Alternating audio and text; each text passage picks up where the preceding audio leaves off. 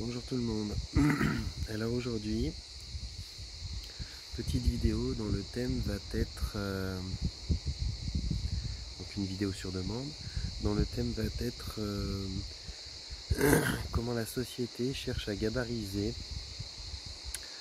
et à coller des étiquettes sur nos enfants, avec des TDAH, avec des hyperactivités, avec tout un tas de soi-disant symptômes, maladies ou bien comportements qui vont mériter d'un suivi chimique, avec notamment des trucs hallucinants comme la Ritaline qu'on prescrit à beaucoup d'enfants aujourd'hui pour qu'ils puissent rester sages derrière leur bureau et écouter leur maîtresse.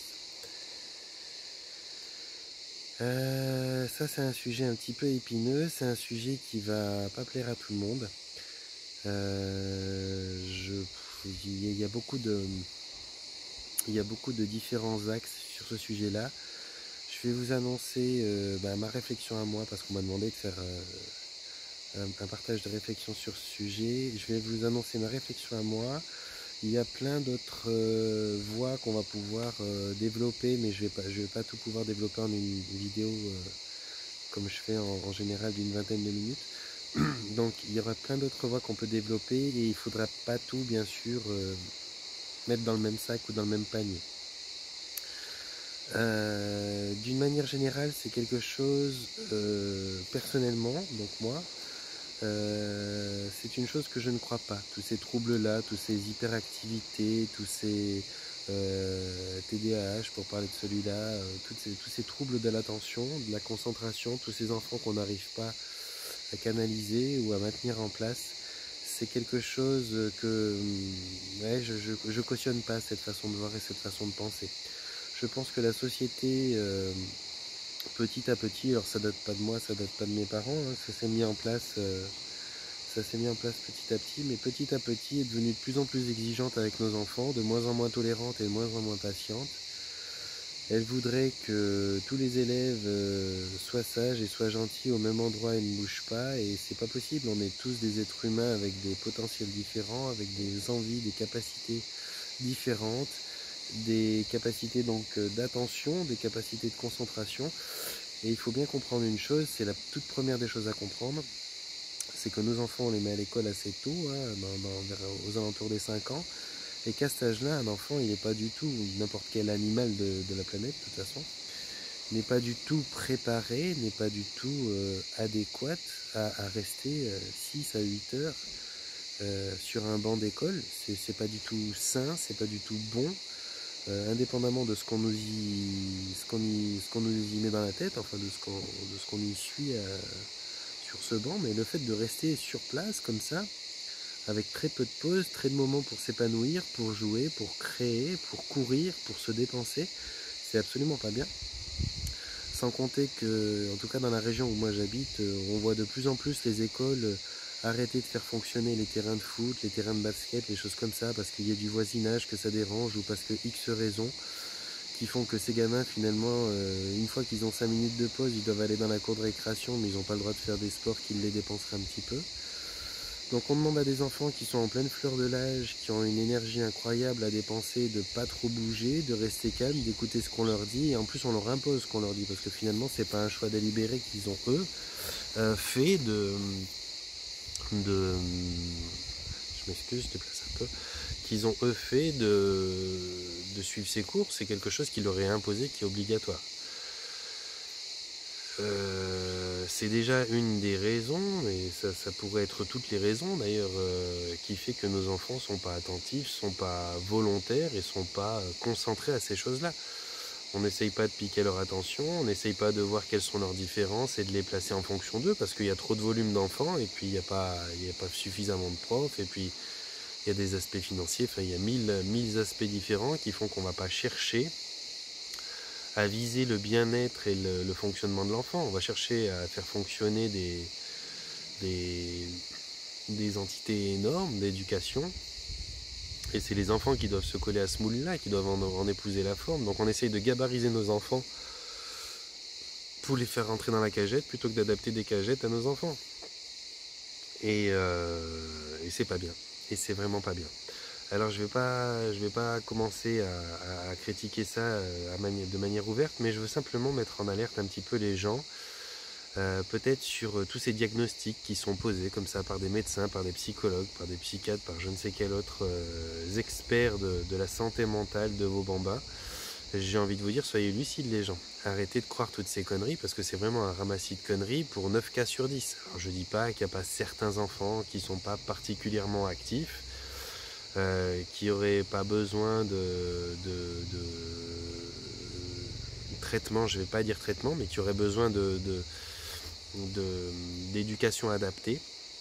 Mais par contre, tous ces enfants que l'on met sous traitement chimique pour les calmer, pour les concentrer, pour ramener à leur attention, que vous soyez un parent qui va aimer ou pas aimer ce que je vais dire, je vais vous le dire clairement, c'est du blabla.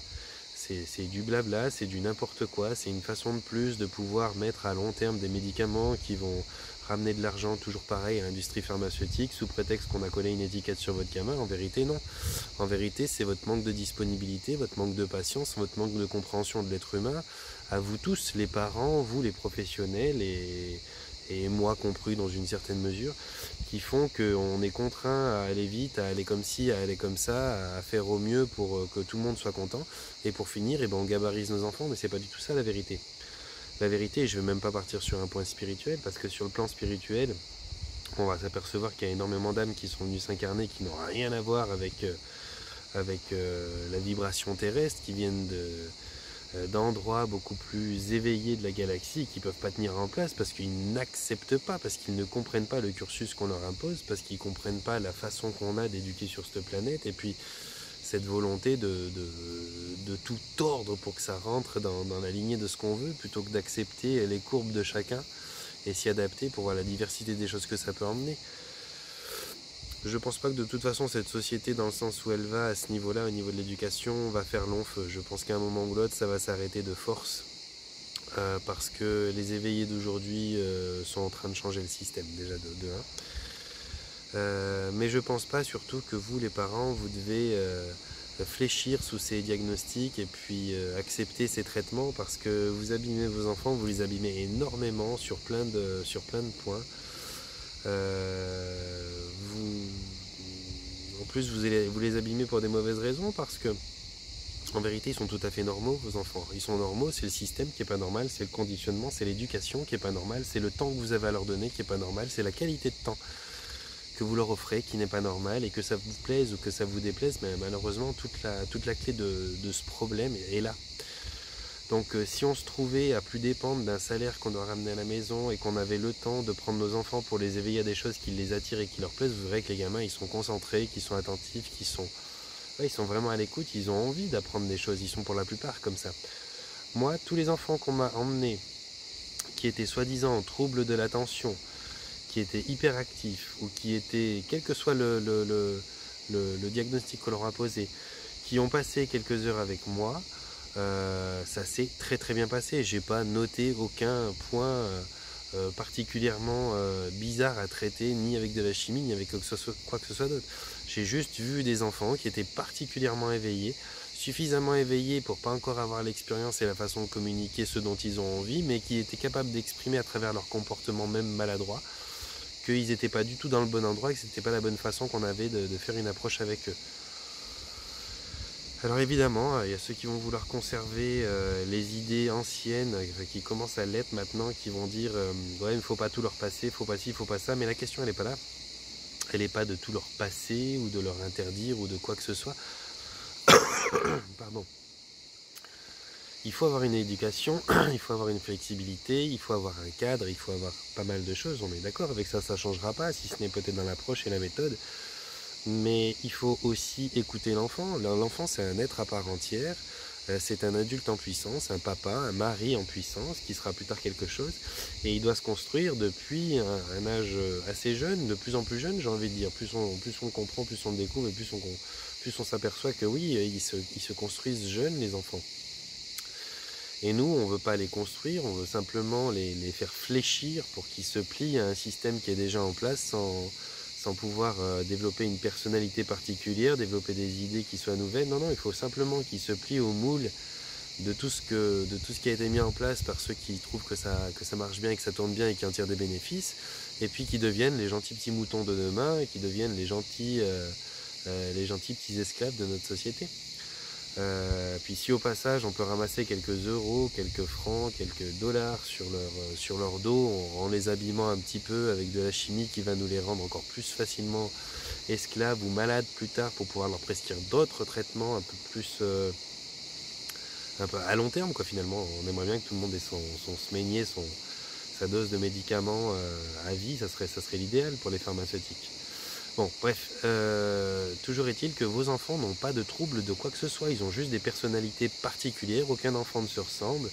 Et j'avais vu, vous l'avez peut-être vu circuler, une image, moi, je l'avais vu sur Facebook pour le coup, qui était, je l'avais déjà dit dans une autre vidéo, qui était un bureau d'école. Il y a un bureau d'école et puis il y a une maîtresse et qui est derrière ce bureau. Et puis vous avez tous les autres bureaux des élèves dans la classe. Alors derrière un bureau, il y a un éléphant, il y a un zèbre derrière un autre, après il y a une autruche, après il y a un flamant rose, après il y a un lion, après il y a un tigre, après bref, il y a pas mal d'animaux différents qui sont chacun derrière leur pupitre, comme ça, devant la maîtresse. Et puis on s'aperçoit que finalement, ça peut pas coller, quoi. La maîtresse, elle peut pas expliquer quelque chose à tant d'espèces différentes. Ben, l'être humain, il a beau se ressembler, on est tous différents, on a des caractères différents, des aptitudes différentes, des volontés différentes, des envies différentes. On a vraiment une diversité incroyable chez l'être humain comme chez les animaux. Et on ne peut pas tous s'asseoir dans une classe, à être 20 là, à avoir au même moment envie d'écouter les mêmes choses, indépendamment de tout ce qui est connu de la science depuis X années, mais qui n'est jamais mis en place, comme les horaires les plus pertinentes pour pouvoir enregistrer. On sait très bien que de tel âge à tel âge, un enfant va être facilement concentré, par exemple de 9h à 11h, et puis vous arrivez encore à le reconcentrer de 14h30 à 16h30, mais pas plus. On sait très bien qu'un adolescent, avant 11h le matin, 11h, 11h30, il n'a pas l'aptitude, mais c'est pour tout, c'est une généralité à quelque chose près. Et là, il y a des cycles, il y a des heures de sommeil qui changent avec les âges, il y a déjà des caractères qui sont différents, il y a des aptitudes, il y a des envies, enfin je veux dire, sans faire de clichés, mais vous allez avoir un enfant qui est, je sais pas moi, petit, pas très sportif qui va envie de faire ça, puis un qui va être grand et puis sportif qui va avoir envie de faire autre chose. Vous allez en avoir qui seront plus manuels, d'autres qui seront plus dans la réflexion, plus intellectuels. Vous en allez avoir qui sont plus actifs, d'autres qui sont moins actifs. Et puis dès qu'ils ont envie, puis dès qu'ils sont plus feignants.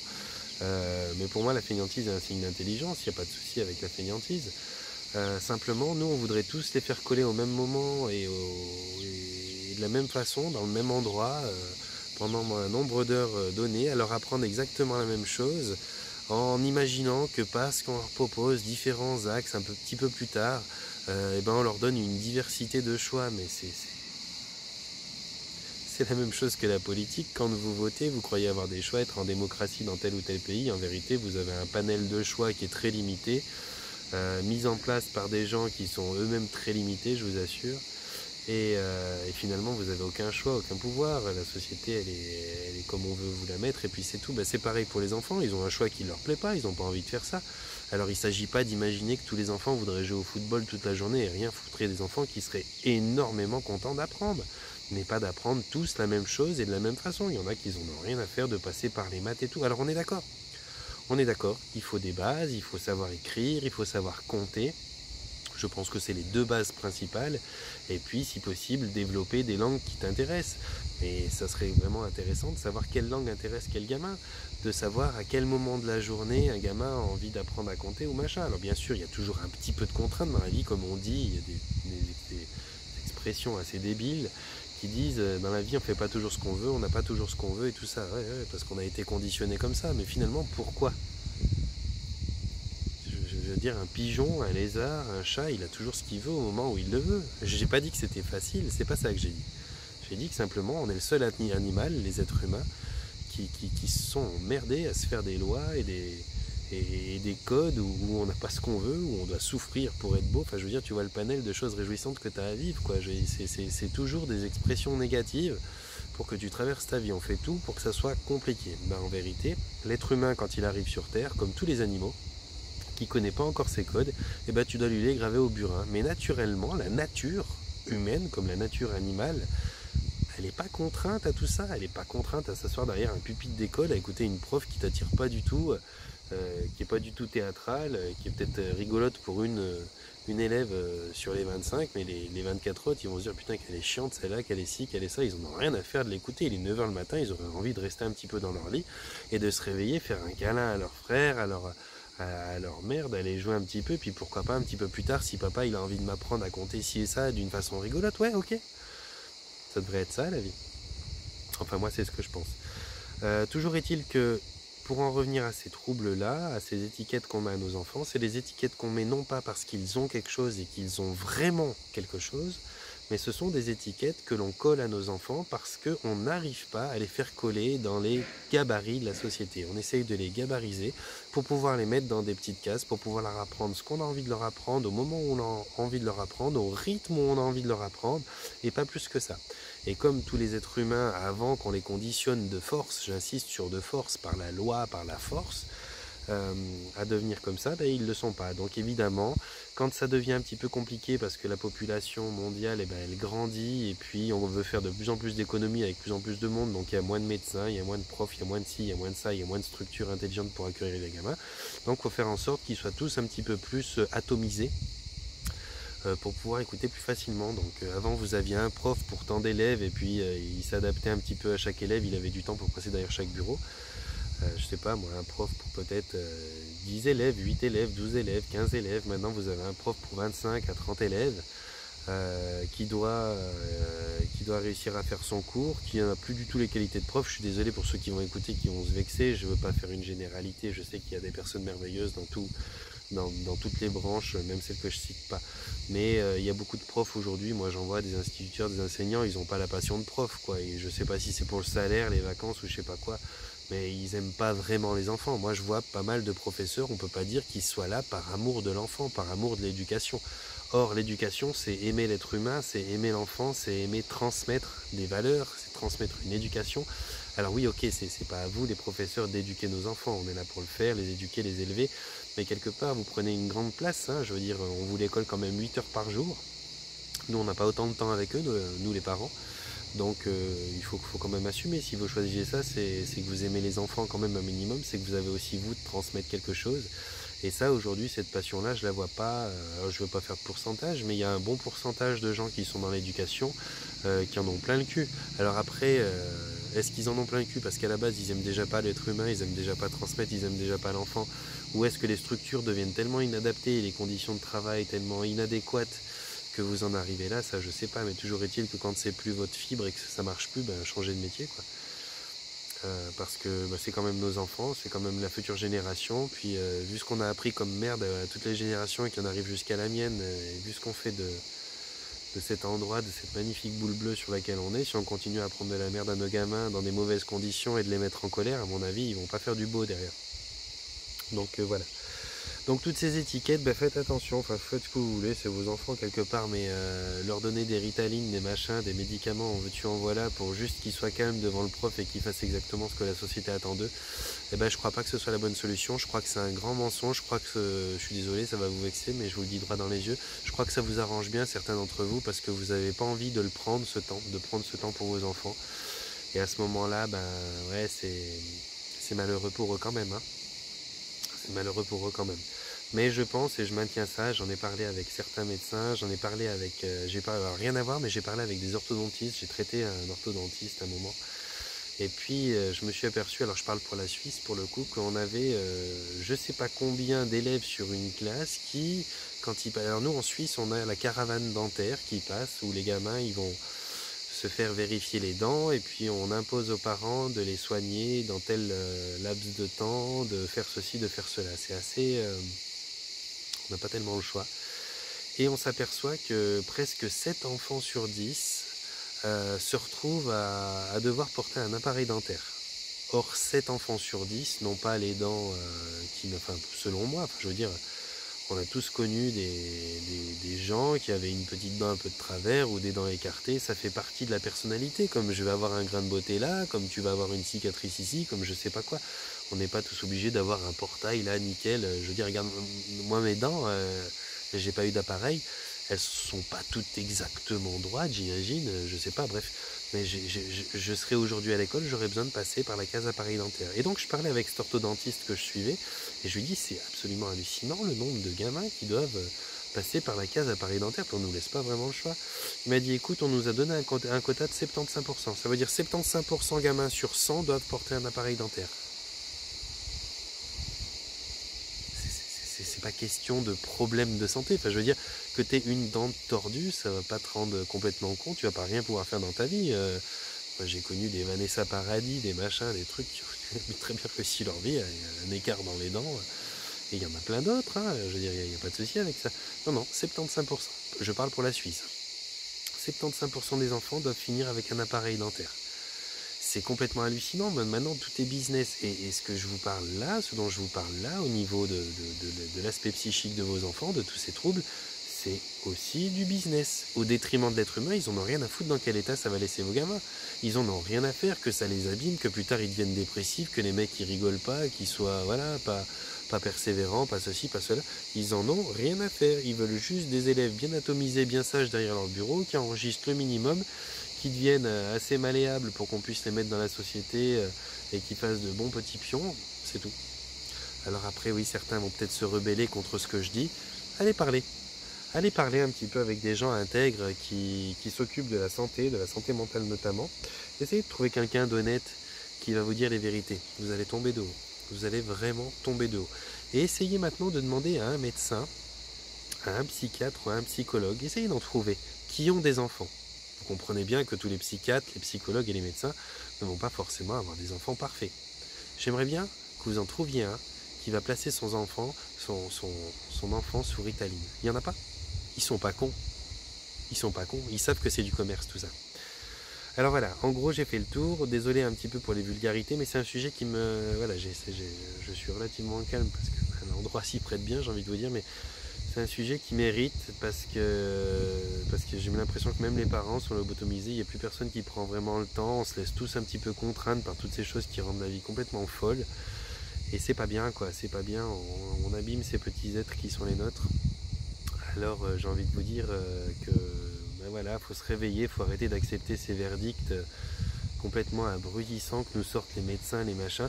Vous avez juste des enfants qui ont des personnalités variées, diverses, des énergies différentes et qui ont besoin de quelqu'un qui va s'adapter à leur développement. C'est pas eux qui doivent s'adapter à la société pour se développer, c'est la société qui doit s'adapter à eux.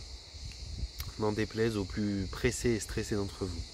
Sur un point de vue spirituel, là vous pourrez chercher sur d'autres vidéos que j'ai fait, vous verrez qu'il y a beaucoup d'âmes qui se sont incarnées et qui n'en ont rien à faire de ce cursus débile dans lequel on nous met, qui sont vraiment venus pour éclairer les autres êtres humains sur la Terre, qui sont des guides et qui eux vont absolument pas réussir ni du côté social, ni du côté scolaire, parce qu'on leur impose des choses qui sont absolument pas naturelles à leur essence. Aujourd'hui tout le monde n'y croit pas, tout le monde ne l'accepte pas, tout le monde ne le sait pas. Je pense que dans une trentaine d'années, tout le monde sera éclairé là-dessus. La science avance beaucoup, la science et la spiritualité se rejoignent énormément. Si vous prenez des grands physiciens comme Nassim Haramein qui a quand même complété les théories d'Einstein, la relativité restreinte et puis la relativité générale et des choses comme ça, on parle pas de, je parle pas de petits gars comme moi hein, qui ont 50 vues sur YouTube et puis une trentaine d'abonnés. Je parle de mecs qui ont des écoles de sciences physiques et qui ont expérimenté des choses incroyables. Pour parler de Nassim Haramein, grand physicien, voilà, il a complété les théories d'Einstein, il les a finalisées là où elles ne l'étaient pas.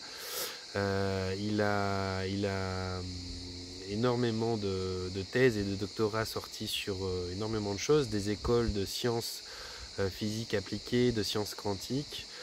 C'est un grand personnage, il a expérimenté énormément de choses dans la spiritualité, il a fait 3 ans sans manger, en se nourrissant sans manger du tout, qu'on se comprenne bien, en se nourrissant par ce qu'on appelle le prana, l'énergie photonique, et puis la respiration.